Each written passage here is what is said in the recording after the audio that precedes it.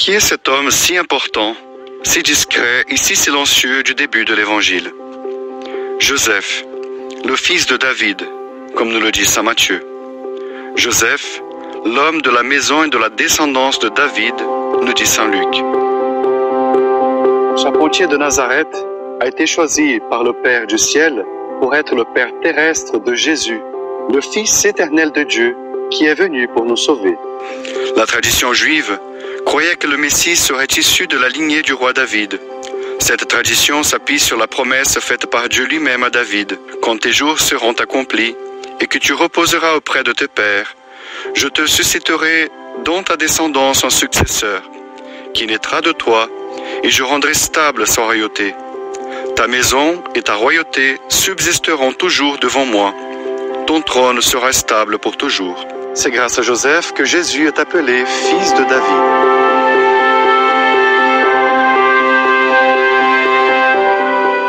Nous sommes à Cotignac, dans le département du Var. Ici, sur le mont Bessillon, le 7 juin 1660, dans une période d'intense chaleur, un jeune berger, Gaspard Ricard, faisait paître ses moutons. Épuisé et assoiffé, il s'est allongé sur le sol brûlant. Et voici qu'un homme, de stature imposante, est venu et lui a indiqué un rocher en disant « Je suis Joseph, enlève-le et tu boiras. » Gaspard a cru que c'était une plaisanterie, mais le vénérable vieillard, comme disent les récits de l'époque, a redonné le même ordre. Le berger décide alors de lui obéir. Étonnamment, il déplace sans peine le rocher et découvre une eau fraîche qui commence à couler. Il peut enfin se désaltérer. Et lorsqu'il se relève, il se rend compte qu'il est seul. Rien d'étonnant. Comme dans l'Évangile, Saint Joseph n'est pas bavard. Gaspard ne doute pas de ce qu'il a vécu. Les habitants de Cotignac non plus. Avec rapidité, la nouvelle se répand. Les pèlerins se rendent à la source. Ils viennent de toutes parts, même de l'étranger.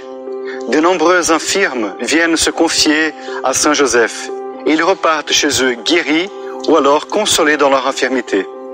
Les grands rassemblements commencent à avoir lieu après la construction d'un oratoire sur le lieu même de l'apparition.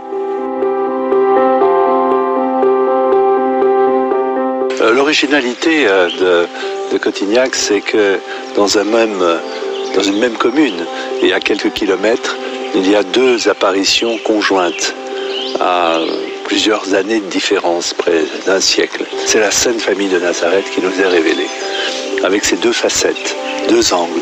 Celle de la Vierge, Immaculée Conception, celle de Saint Joseph, le docteur du silence, qui, par sa fidélité et son obéissance à la volonté de Dieu, mérite le titre de protecteur de la Sainte Famille, protecteur de la France. Il me semble que ces deux figures nous font redécouvrir le mystère de l'incarnation. C'est-à-dire que l'originalité du christianisme, c'est un Dieu qui s'est fait homme, qui est entré dans l'épaisseur de l'humain. Et aujourd'hui, pour pouvoir accueillir le mystère du salut à travers Jésus, petit enfant, à la fois enfant de Marie, enfant de Joseph, c'est à notre tour de rentrer dans ce sens d'une humanité que le Christ a saisi, dans lequel il est lui-même rentré. Il s'est fait homme, le Verbe s'est fait chair, et c'est la matrice de cette incarnation que représente Cotignac. Quel message peut-on tirer de cette apparition? Ils sont multiples. Je retiens deux: la pudeur et l'humilité. Ici à Cotignac, comme dans la Bible, Joseph est l'homme silencieux et caché. Il est l'homme de la pudeur. Une pudeur faite de silence et de recueillement. De cette manière, Joseph préserve l'intimité de Jésus, son fils adoptif. Il respecte l'altérité de Marie, son épouse, dans le mystère de sa conception virginale et de sa maternité divine. La pudeur de Joseph protège la Sainte Famille. Au contact de Marie et de Jésus, Joseph nous apprend la délicatesse de rencontrer l'autre sans l'accaparer. C'est un message fort pour notre temps. Oui, nous pouvons aimer sans posséder. La pudeur nous protège de la mainmise, de la prétention envahissante de tout vouloir savoir de l'autre et de tout dévoiler de soi-même. Avec Joseph, nous apprenons aussi l'humilité. Humilité d'accepter que l'Esprit Saint nous précède sur des chemins que nous n'avons pas prévus. En parlant des chemins du Saint-Esprit, lorsque Saint Joseph dit à Gaspard d'enlever le rocher pour boire, cela doit nous faire penser à ce passage d'Isaïe qui dit « Exultant de joie, vous puiserez les eaux aux sources du salut ». L'humilité de Joseph nous apprend la docilité à l'Esprit de Dieu.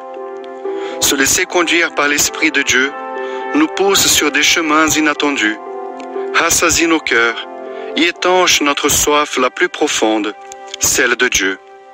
Se laisser conduire par l'Esprit nous donne la vraie joie, celle de l'éternité. Un père de famille, c'est quelqu'un qui accompagne, pas forcément dans la parole, mais qui est là auprès de ses enfants, auprès de sa femme pour aider à l'éducation. Et là, je viens de vivre un temps difficile puisque je cherchais un emploi. Et chercher un emploi, on se confie souvent à Saint-Joseph et puis on espère des choses et puis ça n'arrive pas et on se reconfie à Saint-Joseph et puis finalement on se dit que Saint-Joseph lui aussi il a espéré des choses puis c'est pas tout à fait ce qu'il avait escompté et puis j'ai fini par trouver et merci Saint-Joseph et merci aussi de nous donner cette capacité d'être patient. La patience, je pense que c'est une vertu qu'on peut demander à Saint-Joseph. On est dans un monde extrêmement stressé. Allons à Cotignac, demandons à Saint-Joseph de prendre le temps. Et le temps, c'est important, surtout en termes de spiritualité. Pour refaire une vie d'homme, pour la consolider, prenez le temps avec Saint-Joseph. Ici, en ce lieu de grâce, depuis plus de 300 ans, le Seigneur répand de grâce abondante par l'intercession de Saint-Joseph. Je veux confier toute votre famille à Saint Joseph. Saint Joseph est le gardien de la Sainte Famille, qui puisse aussi garder votre famille. Saint Joseph, il a pourvu à tous les besoins matériels de Marie et de Jésus, qui puisse lui aussi pourvoir à tous les besoins de votre famille. Que par l'intercession de Saint Joseph, le Seigneur vous bénisse et vous garde, le Père, le Fils et le Saint-Esprit. Amen.